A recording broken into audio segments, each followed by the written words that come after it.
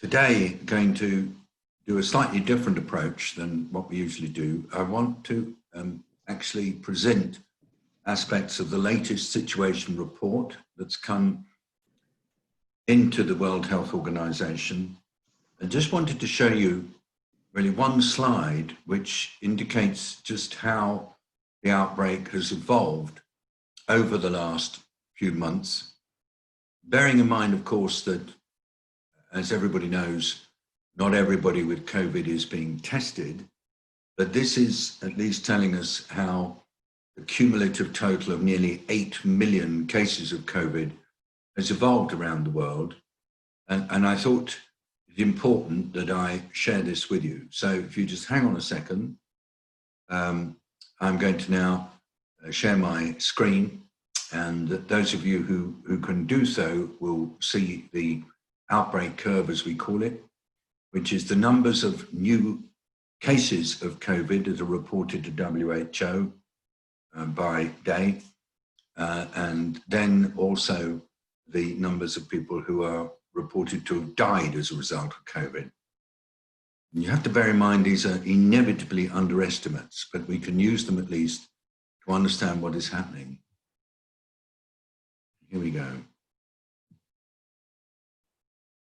So this is what we call the global epidemic curve. And it's the global epidemic curve as of yesterday at 10 o'clock. And I'm going to use the cursor on my computer just to make one or two points about what's happened with this. And why am I doing it? Because I just realized over the last few weeks just what an extraordinary phenomenon we're seeing. So if you remember when this all started at the end of January, beginning of February, and we were hearing about large numbers of cases in Wuhan, in China, and a lot of deaths. But on this outbreak curve, I'm just showing you where the Chinese numbers are. They look absolutely tiny. And that's the reality. That this pandemic is now many, many hundreds of times bigger than what it was when it started in China with all that big anxiety at the end of January, and just how massive it really is.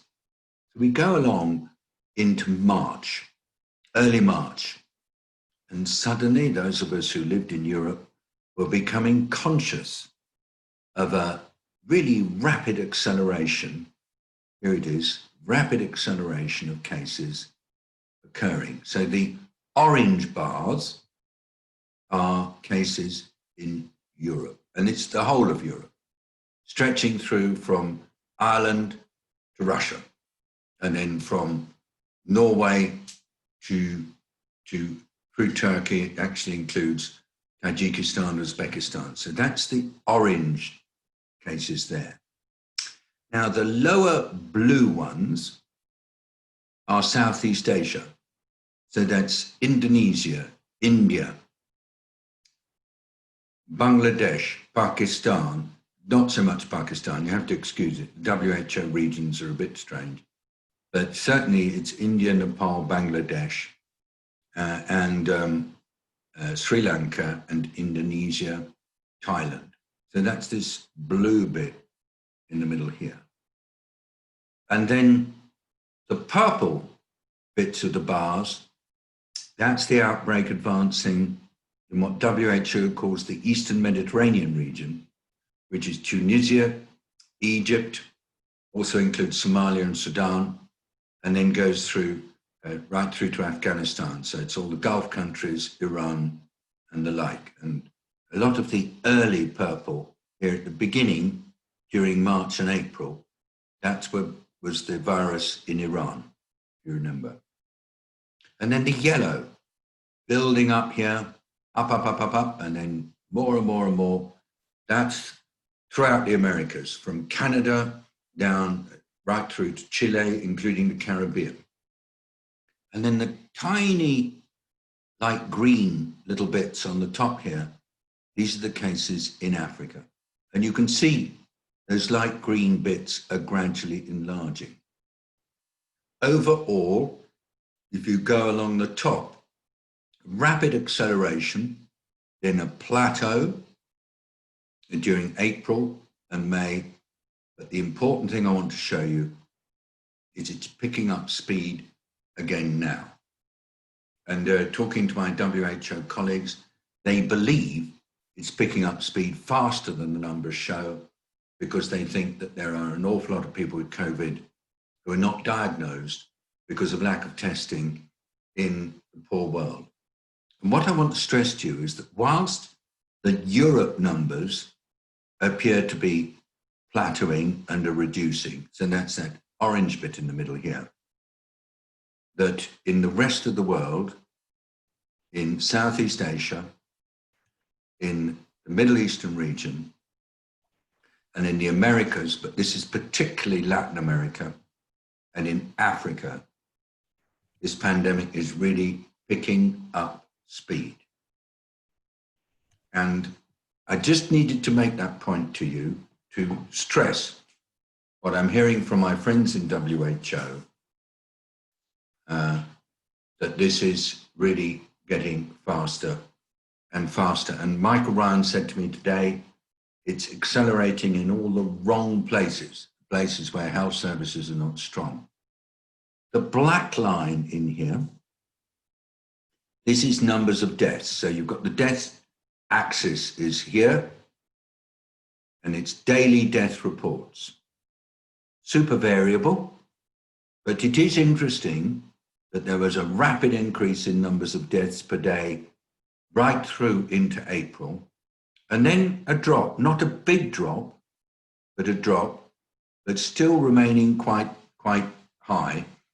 And we don't think that the death numbers are complete, but what we think is happening is that despite the fact that we were hoping this virus would be less beastly in poor countries, there are still an awful lot of people dying, and they're dying in poor countries as well as in rich countries. And the reason why the death numbers seem to have plateaued a bit, despite the fact that numbers of cases are reported is rising, is for two reasons. One is we don't think all the deaths are being reported, and we know that there are a lot of people dying of COVID that are not being picked up and declared as such. And secondly, because of the differing age structure of populations in poor countries, then also you get fewer deaths overall. So that was my wish to just simply make the point that this pandemic is very much advancing.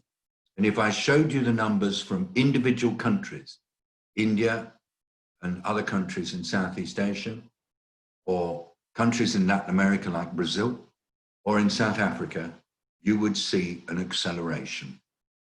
And so what I'm doing a lot of the time now is just trying to remind people that we are very much inside this pandemic, we're inside the acceleration, and that just because there's been remarkable success of the lockdowns and other activities, particularly in Western Europe, it doesn't mean that somehow it's good for the rest of the world. And in fact, it's really not good at all.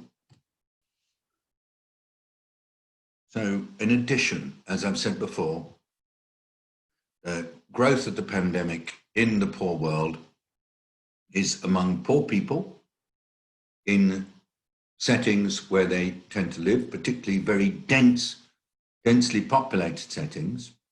So throughout India, it's in the urban settings, but we're also seeing, as I've said before, that it's moving into rural areas, and also it's moving away into neighboring countries like Nepal, which has a particularly serious situation right now. The other thing I want to stress is that we're seeing from China and from Singapore and from other countries as well that the virus does come back. So China's now got quite a difficult outbreak in Beijing, which is causing a lot of anxiety to the Chinese authorities. How on earth did it build up in this market inside Beijing? associated with quite a lot of migrant workers who come and live there. And how is it missed? And the answer is, it just shows us how difficult it is to deal with it. I was just reading the preliminary investigations from the cluster in Beijing. It's in a market called Xinfadi, and they don't quite know where it's come from. Has it come from an animal source in that market? So is it a different strain of the coronavirus? Or has it come from a human, perhaps somebody who's come into the area? And they've done a massive testing exercise, visitors to the market and also residents living in the area. And 90 cases identified in the cluster, 4 severe, no deaths. But it is causing a great deal of anxiety, and the Chinese authorities have decided to do local movement restriction. As we've said before, that's what you have to do when you get an outbreak. In order to quickly contain it and then suppress it, it requires strong implementation of all the necessary measures. And there's been a restriction of movement out of this area, and other provinces are really taking it very seriously. Let's go to India. India, I've told you before that dealing with COVID when it's inside a densely populated area is hard. And up till now, I said that Mumbai was the epicenter, but now there's a big spread of the virus in New Delhi. And it's not just inside the densely populated areas. According to my informants, it's spread more widely. And having had a percentage positive rate on testing pretty consistently for the last few weeks in India of around 3 or 4%, suddenly the percentage positive rate has popped up towards 8%. This is a disturbing finding, and it's really leading the Indian authorities to try to work out how they can stop spread of the virus, whilst at the same time not continuing with the really desperate lockdown measures that resulted in an awful lot of poverty and hunger and malnutrition. Same issue in Pakistan, same issue in Bangladesh. So it's a really difficult conundrum for governments. They can't go on doing lockdowns, so that means there will be continued spread, but they've got to find ways to go on doing case finding, isolation, contact tracing isolation, putting in place all the measures. Same in the Western Cape, in South Africa, with an anticipation that it will go into other urban settlements. And there's now a situation in much of Africa where COVID seems to be being taken from place to place by truck drivers. Difficult for the truck drivers, they get stigmatized, but also very difficult because it affects cross-border trade, which in turn has so many knock-on effects. But this is now a big anxiety in Africa, that it is becoming, like other viruses have been, spread by truck drivers across the continent. And that's going to be a challenge. And Latin America, as you know, it's an issue in the favelas and dense populated areas, but particularly challenging in Brazil and in Mexico, where in addition there are some political issues that need to be taken on board, and this continued anxiety that indigenous populations are being badly affected. The issue in foreign worker dormitories in the Middle East and Singapore, still very much there.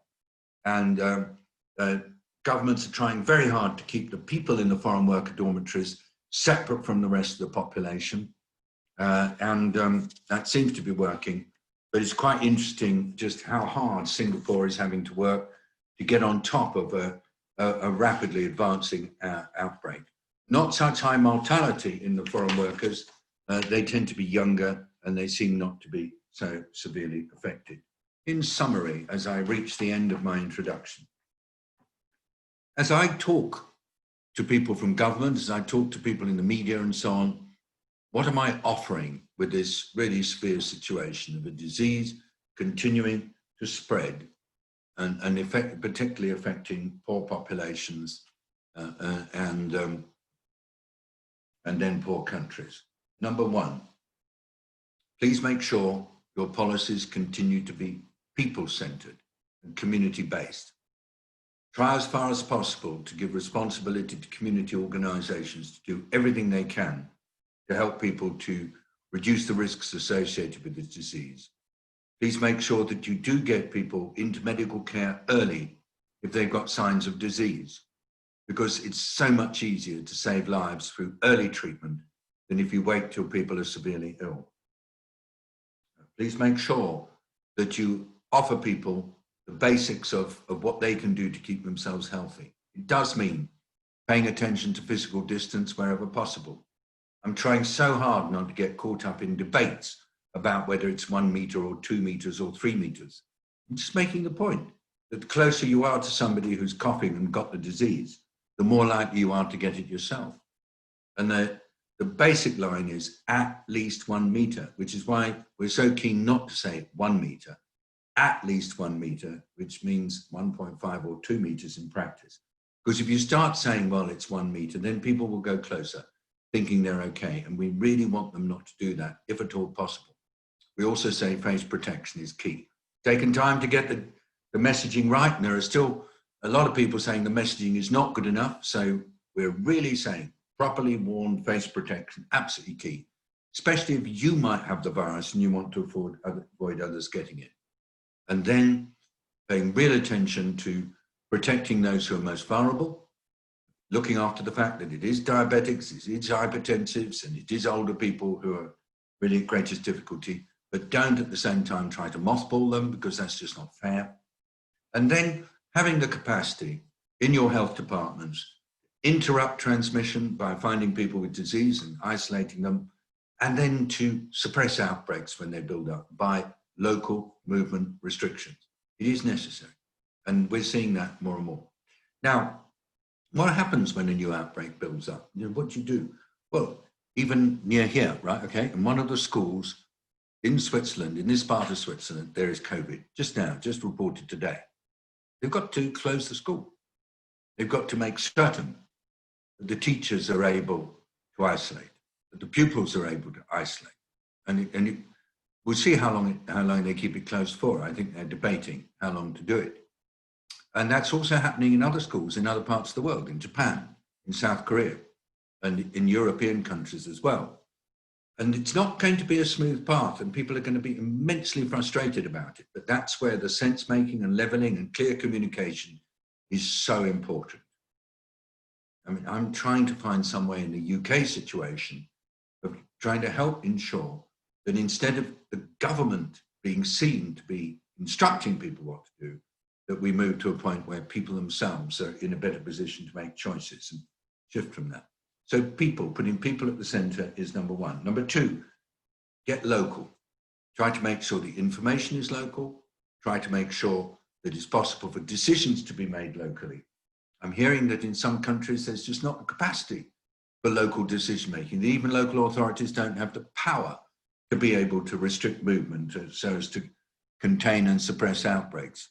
But we've got to do this through local action, because in the end, it's knowing where the virus is in your locality and being able to have everybody involved, coordinated, so they're doing local responses. That's going to be the key to COVID readiness in the future. So governments say to me, sorry, we can't do it. If that's the sort of talk they're doing, then from my point of view, what I've got to say to them is, please organize yourselves to go local. Organize it. And so thirdly, public health action. What I want to do is to absolutely ask that public health services are properly organized to be able to do everything possible to make sure that people know their COVID status and that they are able to be supported to do the right thing. There has never been a time more than now when we need to reinvest in local public health services. And the simple test for me is everybody in the world should know the number they've got to ring, the person they've got to be in touch with if they get sick, if they think they've got COVID, or if they think that they might be at risk of COVID. So that is the center of it. People-centered, place-based, public health, get those three parts right. And that's my core messaging. It's going to be there the long-term future. Last point, this all needs a different kind of leadership. I've talked about it before, but I want to keep reiterating it. That L word really matters, to lead for collective action. So I hope that was some help, and I will, in the coming briefings, really shift more to this pattern of starting with a situation update, moving forward with my own view of what this means, and then always trying to end up with the focus on leadership, because it's leadership, but not just by the bosses, by all of us. Well, we got the whole team on the call again. Florence is sitting with me. She's sort of acting as our producer. She's pulling in all your ideas. We're going to invite members of the team to join in, to comment on what they're hearing. So on the systems leadership, we've got John Atkinson. On the public health, we've got Catherine Delan. On our communications, messaging, videos and the like, and also the links with all the song work being done by Vicky and Nazim, we have Twee and Nguyen. And Twee is going to actually take that work a lot further. On our understanding of what's happening in France and in the French communes, and the relationship with between the communes and the rest of the government, is Julian, who, as I've said before, is in the municipality of Les Corros, which is near here. On all the issues to do with working right across Switzerland and linking with some of the Swiss NGOs is Magali Madi. On our relationships with what's happening in North Africa, and particularly connecting with Maghreb, is Saber Moumen. And I'm very pleased that my brother William has joined the team. He may or may not be on the call. I can't see through glancing quickly. He's not always able to be with us, but he will be helping us with our strategy for engaging with businesses around, particularly in the UK. I'm also pleased that there are members of the Food Systems Dialogues team on the call. I greet them. I'm very pleased with that, because one of the things we're saying is that in order to find our way to come to terms with this new virus, we have to be prepared to do dialogues. So, first question is, what are the implications of the graph you showed us for the way we need to lead our lives? That graph is an accumulation of a whole series of graphs from around the world. Those graphs are coming from local communities. They're coming from nations. They're coming from regions, and they're accumulated to be the global picture. The whole point about working on an outbreak of a disease, in this case COVID, that is like this, is it's really an amalgamation of thousands of little outbreaks all over the place, each with their own time course. The reason why I wanted to show you the total accumulation based on the numbers available to WHO was just to help you to see that this disease is continuing to spread kind of relentlessly, and it's actually spreading particularly in the poorer countries and the poorer regions. And it is something we have to take into account. Now, here today, what's just been announced in the UK is the merger of the Department for International Development, which is the extraordinary organisation that provides international development assistance, with the Foreign Office as part of the new Greater Britain strategy following Brexit. All I hope is that there is still a recognition in the UK that actually we all have to look at COVID as a global issue. Because, you know, if we're going to be trying to travel as part of our work, or as part of our education, or as part of our recreation, and there are going to be countries that have got a lot of COVID and other countries that have got much less, it's going to be hugely important that we understand these variations, but also that we work together to make sure that the poorest countries and the poorest communities get the help they need so they can be strong. And if we want to get on top of the COVID, then we also have to recognize that as long as there are people living in very dense and poor and ill-served urban settings, that we have to work to change that and not to just accept that. Because this COVID can only be beaten if people can live in situations where they can maintain distance, if they can live in situations where they can protect themselves. And remember, we think that these numbers are about 8 million. And probably they're an underestimate. I'm not really prepared to say how much of an underestimate, but there are probably many million more who've had the COVID. Let's say that everybody who's had the COVID is immune against reinfection. Let's say that, 25 million people in our world so far have had COVID. Remember, there are 7.8 approximately billion people in our world. There's an awful lot more people who are susceptible. So we really are going to have to recognize that we're going to have to learn to be living with this virus and being careful about this virus for the foreseeable future. And somebody like me, 70, okay? I've not been always keen to admit how old I am, but I have to say it now. And who's had a few struggles with hypertension and so on. I've got to be really careful. I've got to look after myself. And I've got to do everything I possibly can to behave in a way that protects me from getting this virus. And I think that applies to an awful lot of other people. People in my family who are high risk. People who contacted me, particularly after I gave evidence to the Irish Parliament last week. I remember over the weekend having a really interesting and important conversation with somebody who has got to be very careful, not just for herself, but for her very disabled son. So I think that understanding where this virus is going, understanding that this is a global issue, has huge implications for each one of us, not just for what we do about ourselves, but also what we actually stand for and what we work for.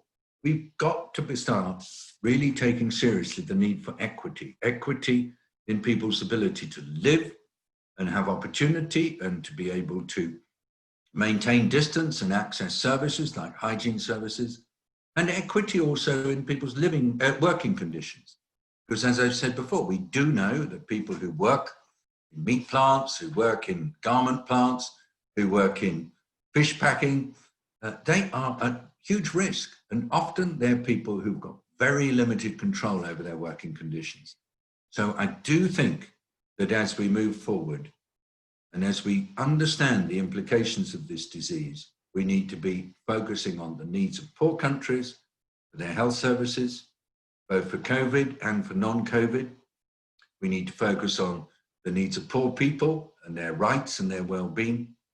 And we need to recognize that this virus is only going to be defeated by humanity if we can start taking seriously some of the basics of inequity and injustice in everything that we do. Here's question 2. I'm going to go on talking a bit myself, but I do want to bring some of you in over time. But this time I wanted to try to go through the issues, and so keep your questions coming in. Do I have any thoughts about the data from Western Cape, which came out yesterday, suggesting that people with HIV and TB may have a higher vulnerability to COVID? Now, I mean, I've heard, I have a colleague called Lucille who works in South Africa on these issues, and she's been telling me for a couple of weeks that she's really quite concerned about what does happen when COVID meets up with people who've got the HIV and therefore have a degree of immune deficiency, and also people who've got TB, because in Western Cape, there's quite a high prevalence of both conditions. And yes, I picked up that there seems to be, particularly when you get the COVID and you've got these other conditions, you seem to get it worse, but I don't know the full story. It's what I was expecting, and I think it's what many of us were dreading. And what we're also anticipating, therefore, is that there may be particularly severe problems for people who are malnourished. Robin, I'm going to ask you to unmute, but super short. Just give me your reaction as somebody who's been studying this to what's going on. Robin Gorner has been watching this and is particularly focused on it. Robin, just a couple of minutes. Thanks, David. And yes, I mean, it is very interesting and concerning data, because if it is true, and looking at the graphs that you showed at the beginning, that scale of increase in Africa will be particularly alarming. I think it's also really important to dig deep into this data as to whether it's TB, in which case there's also going to be a massive impact in India, as we know, given the rate of the TB prevalence. Now I've heard a lot of data about doubling of TB deaths associated with COVID, but until the paper that came out yesterday, in fact, the other evidence was showing the opposite, and that strangely, people with HIV who were controlled on antiretrovirals were not suffering a worse impact of COVID. So maybe it's something you could take up with your colleagues in WHO to really try and dig into the background of this, because it's strange data that's not in line with what we were hearing. And so I think we're going to see quite a lot of inconsistencies and challenges, because, as I've said before, the illness from COVID is partly due to the virus, but also partly to do with the host response. And also the virus affects people in so many different ways. So let's keep an eye on that. We'll keep coming back to that, Robin. And we will, I certainly will keep talking to colleagues around the world. And as soon as I hear anything, I'll let you know. In India, there's a particular thought also that having had the BCG immunization may reduce the severity of the illness. So watch this space. Thank you. So Karen Kaplan, did I hear anything in the past day and a half from the UN Global Compact 20th Leader Summit that gives me reasons to be positive and celebratory or disturbed? Karen, I'm going to unmute you, or ask you to unmute, sorry. I haven't read very much out of the summit. I talked to Paul Polman about it, and he gave me a brief. And I've read some of Lise Kingo's stuff, a recent interview that she did in The Guardian. But I want to ask you to tell me what you thought was coming out of that. Well, I wish I knew, because I signed up for not just the plenaries, but I kind of bounced around. This year's virtual session, just like all of the Zoom sessions and these virtual conferences, we have access to so many more of the panels that are all simultaneous that I bounce around. So at the end of the day, tonight, I'm going to go back and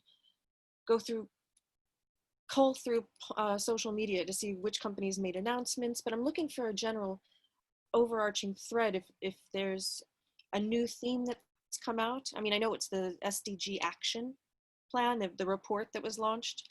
Yeah. I'm looking for real traction given, the pandemic and also this revolution that is happening on inequalities around the globe.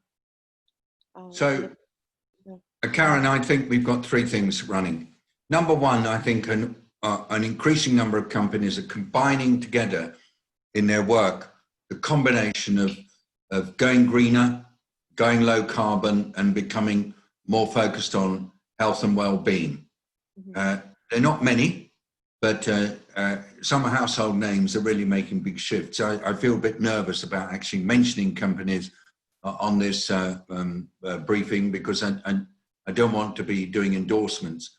But let's say I am seeing, out of the companies that participate in some of the major global umbrella organizations, a number emerging. It tends to be the ones that are already there, but there are a good clutch of them. Certainly of the CEOs I'm talking to in food, in the travel and tourism, in even in other sectors that are perhaps less popular, like energy and mining and so on, a real effort by many of the CEOs, number one, to actually do better on what they value in their business decisions. Number two, to pay attention to employee well-being and to stop sacking people when going gets tough. And number three, to avoid just going on paying themselves massive salaries and then pegging the salaries of their employees. It's only, but it's overall, it's still only a proportion. Secondly, I'm also hoping, and this is my two main points on the business, that we will see business leaders actually trying to encourage government leaders to behave a bit more responsibly, because quite honestly, often it's business people who've got a greater stake in a long-term future. And lastly, I still want to be sure that there is deeper accountability in all boardrooms for the combination of green, low carbon and pro-health. I suppose that if I was tuning in to the end of the Global Compact, it would be that sense of accountability in line with the Global Compact's 10 principles that I'd be looking for. So Karen, that's my feeling. And please let me know what you hear, because I'm not fully tuned into it. I'll send you guys a report. Yeah. I'm going to try and match it with the Great Reset of WEF and Prince Charles. So I'll shoot over your team a little write-up. Sure. Thank you. Okay, and I say these things all need to come together. And Karen, you also asked about the latest announcement on dexamethasone, which is a steroid. I mean, it's quite a well-known one. We use a lot in medicine, suggesting that dexamethasone treatment does lead to better outcomes. And this has been one of the issues on which there's just been controversy. Even in the early Chinese data, there were some people who seemed to do well on steroids. There are some people who seem to do less well. And so I'm not going to give you a precision on that. I think that if you've got a great deal of trouble as a result of hyperimmune response, particularly with your cell-mediated immunity with a cytokine storm, there's no doubt that dexamethasone can modulate that and you could get a better outcome. But on the other hand, if there's a sense that your virus is getting on top of you because your immune system is not strong, then treating with dexamethasone would be potentially quite a dangerous thing to do. So as always, it's this wretched issue of the disease presents in different ways in different people. Watch this space, Karen. I'll let you know if I hear any more. Thanks. Is there any further information on post-COVID-19 infection immunity? Answer, no. And you see, you get these two forms of immunity after COVID. One is the cell-mediated immunity, which is these T cells that are capable of actually dealing with virus under certain circumstances, and humoral immunity, which is these antibodies that when they bind, make it easier for the virus to be munched up by the phagocytes, which clean up when we've got bad things going on. But it's sort of not clear whether actually having antibodies in your bloodstream means that you're protected against the virus, or at least protected against the worst effects of the virus. And I don't have any good news on this. Like you, I'm reading all the papers. So thank you, Scott, for that. I promise you the moment I hear anything, I'll let you know. Scott, did you ask that question because there's something in particular that you'd heard, or what? No, it was just you've commented on occasions over these seminars, and I was just wondering if there was any further information. Nothing more than that, really. Well, keep pushing me on it, because I'm continually hoping that people who've had COVID are going to be protected, but I'm horribly thinking that it'd probably be a very varied thing, that some people will be protected, some won't, and then I'm not sure whether it's having a really horrible COVID infection will make you better protected than having a mild one. So I'll let you know as soon as I have information. Thank you very much, Scott. So we come down to Noah, who's a student in Telluride in Colorado. How do I foresee the US government distancing itself from international organizations such as WHO affecting the global COVID response? You know, I was asked this question, Noah, in a seminar that I gave yesterday with something called the Young Presidents Organization. And I was a bit honest and emotional, but I tried not to show it. But here's the situation. I started doing work on pandemics when bird flu was causing problems in Southeast Asia in 2005. And I was asked to go and help the Secretary General of the UN at the time, because he was getting pushed by the leaders of countries in the ASEAN, that's the Southeast Asia region, to do something about the threat that bird flu might cause a terrible pandemic. And I remember the Secretary General said to me, you must come and you must help me. But he said, I've got no money. So I came and I sort of put my bag down in the corner of a floor on number 2, DC Plaza, what's it called? Anyway, the number, UN Plaza, it's called DC2. And we started up, and I remember just thinking, how on earth are we going to create the capacity to do this? And the first person I went to see was Andrew Natsios, who runs USAID. So I took a train down to Washington from New York and got into Andrew's office through a really good friend of mine called Dennis Carroll. And Andrew, he sat there with me and he said, this is important. This is something the US has to help with. We're going to help you. And also we're going to work together on this. And so then within, just a few hours, I was meeting people in the State Department, I was meeting people in the National Security Council. And what did I feel? This was something on which the United States government and people feel really concerned about, global health security. And they were fabulous. And very quickly we were able to link up with a community that joined together animal health, human health, and environmental health. They called it One Health, led by the Wildlife Conservation Society, Billy Karash. And I just felt right at the beginning of that work, United States cares. United States has capacity. United States wants to be involved, and they stayed involved, and they stayed involved, and they stayed involved, and they actually worked to build up the capacity throughout the world for being strong in the face of threats that actually come from the animal kingdom, zoonotic disease. But also they were strong on getting pandemic preparedness right. And they helped us. We were able to work particularly with countries in Southeast Asia. We also worked with Egypt. We also worked with a number of other African countries.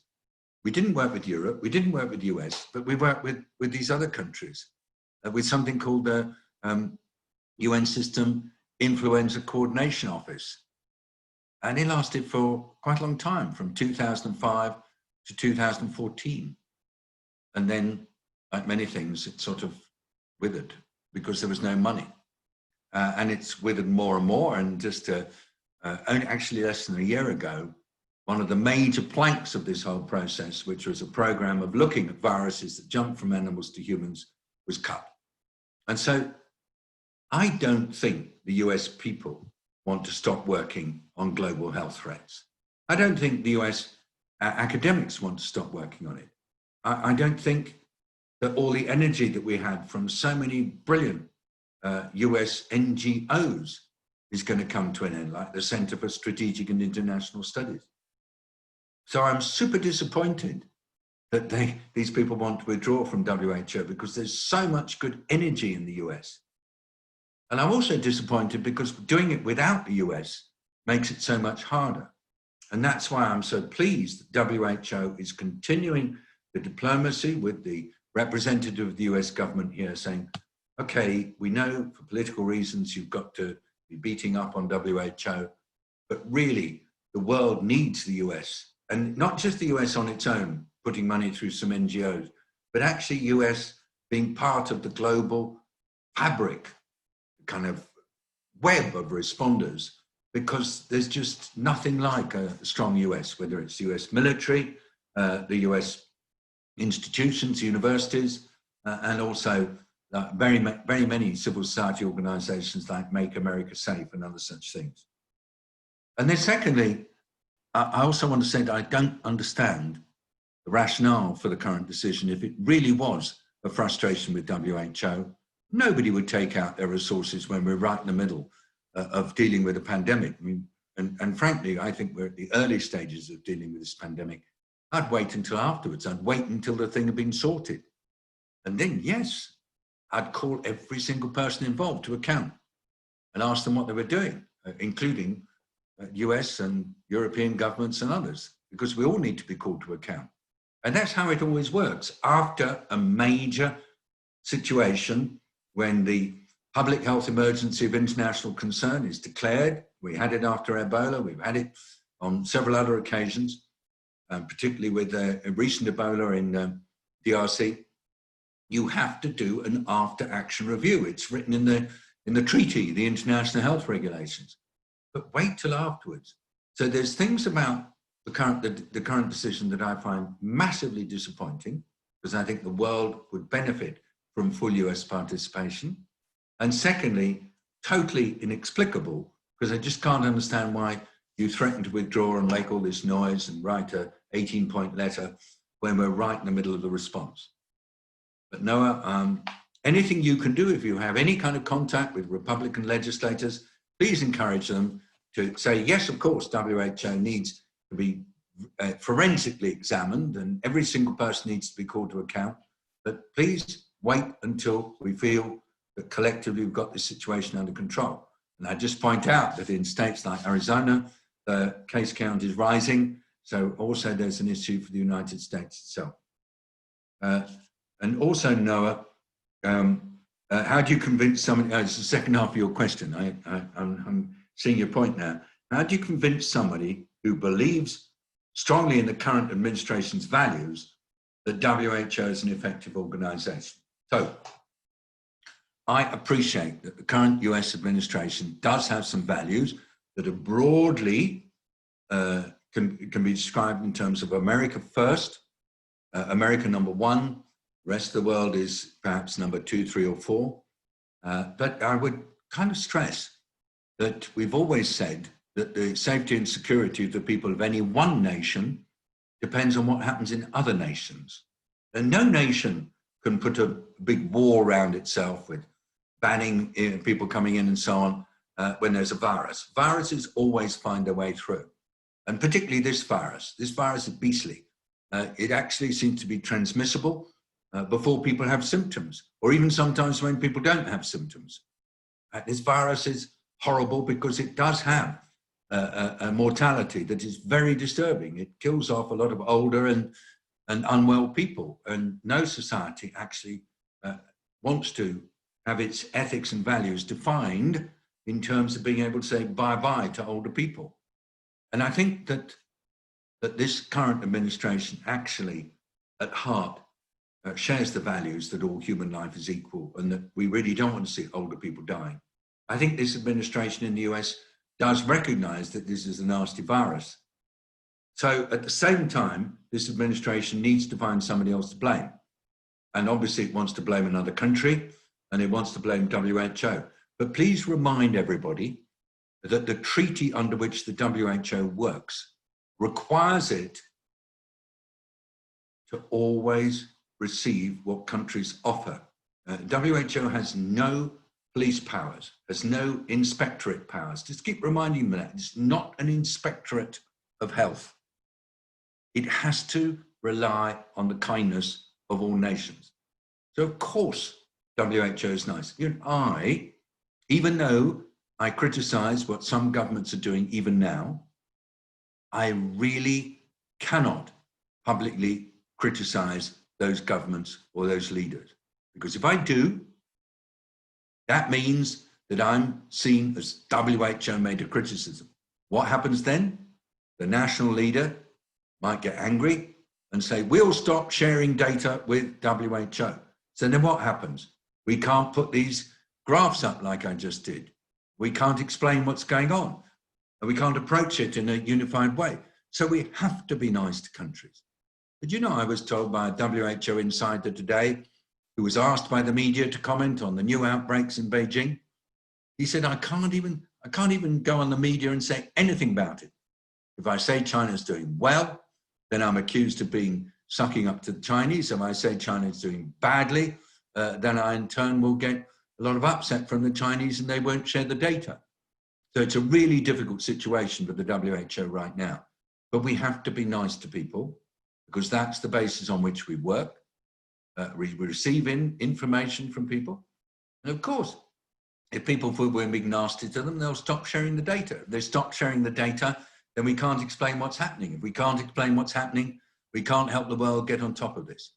So if you can try, and if there's somebody you want me to talk to, if it can make any difference to the position of the US, I'm very happy to do so, Noah, so just let me know. To Rohan, how do counterfeit drugs and equipment for COVID-19 affect the quality of care and treatment? I'm going to just say one word.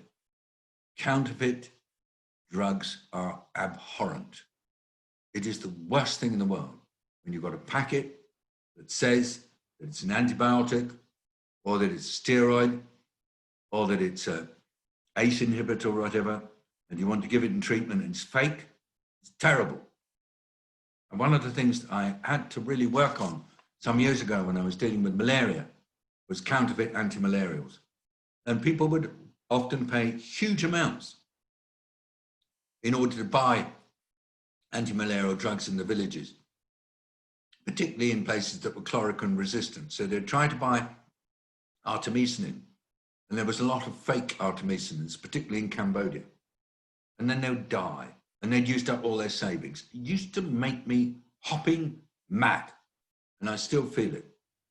So Rojan, I am one of these people who gets really cross about counterfeits. I'm quite pleased that the International Chamber of Commerce, with whom we work a lot, has actually come out with a really strong anti-counterfeit medicines program. And it's doing it not to try to protect the market of the pharmaceutical companies. It's doing it because actually it's just so cruel to people when they buy something that they think is a medication and it turns out to be just a load of talcum powder or something. It's so cruel. So thank you for making that point. So Catherine Deland, one of our team, says that we want to focus a little bit on One Health. Now, Jean-Philippe Dopp, who's Deputy Director General of the World Organization for Animal Health, Organisation Internationale des Epidemics, is on actually with us. And if you're here and still here, Jean-Philippe, I'd love you to spend a moment just talking a little bit about focusing on issues through the One Health lens. I could give you 2 minutes if you're on. So can I find you? I'm looking. If you're here, unmute yourself. Yeah. I'm here. Thank you, Dr. Nabarro, for your kind words. I was really interested by your comments, and in particular when you highlighted the example of the US helping to manage the avian influenza crisis, which is one more One Health crisis. And we know that we will have additional One Health crisis with other threats, other diseases. So there will be an after COVID-19.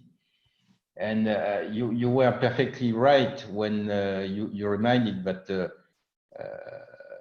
one of the priority must be capacity building. Capacity building not only of the human health services, but also the animal health services and the interface that we name One Health, which means that we have to work together to ensure the health of animals, the health of humans, and the health of the environment. And what I would like to highlight, the headquarters of OIE are located in France, in Paris. So I'm myself French, coming from the French Agriculture Administration. But I have the feeling that in my country, the One Health concept is not so understood and so developed. Perhaps it is understood at very political and very high level, but not for the citizen, for the man of the street. It doesn't mean something. And I have to say also that when I attended as an observer the remote at the WHO General Assembly, I was also surprised that the leaders of the world didn't mention the concept. They focused mainly on the human health crisis. The Chinese president highlighted the animal source, the research which is necessary, but nobody highlighted sufficiently the One Health approach. So I think that collectively we have to work together on that, in particular to strengthen the capacities of the health services in our member countries. Over. Thank you. Thank you very much indeed, Jean-Philippe. Merci beaucoup. So cool that you are with us. Can I just say that I am personally so committed to this idea of One Health. Health at the interface between animals and humans and the environment. It's tough, but it's right. And so I would love to go on working with you and colleagues in the OIE to make this happen. It's really strong in Southeast Asia, and let's try and make it more wider. Now, here is Subi Srivastava, who's a One Young World ambassador. And I'd just like to invite you, Surbi, just to take us towards the end, but I won't only give you a couple of minutes because I've got two others I need to bring in. But just, I want you to talk about what you've been doing in Mumbai, supporting women and girls who are so badly affected by this COVID. Surbi, unmute yourself and come in if you can. Here you are. Hello, Dr. Nabarro. Thank you for having me. I'm not sure if you can see me. Yeah, see you beautifully. Thank you. Great, thank you. I just want to give some perspective on my organization, Center for Inquiry for Health and Allied Teams work on women's health issues in Mumbai. I would like to say that first, women's health on a continuum has been affected in Mumbai and elsewhere. The work on access to safe abortion, access to contraception has seen a downfall, and cases of domestic violence, cases of sexual violence have seen a rise. We work on hospital-based crisis intervention centers in peripheral hospitals in Mumbai, which, due to being declared as essential services, have continued to function in this period of lockdown. So our organization has tried to get women to access these services in this time.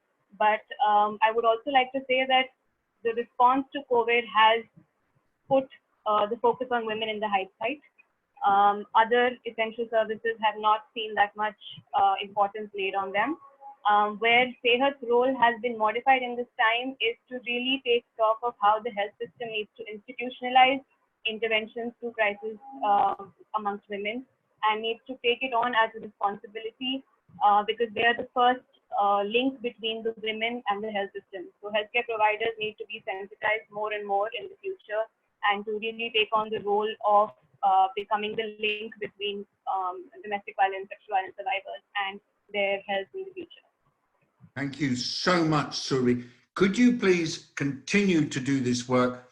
We just really need to make that point that honestly, we've got to focus on the extent to which services are able to respond to the needs of women. Women have such a vital role as the backbone of COVID response. I hear about it more and more and more. Congratulations. Thank you for joining us from Mumbai.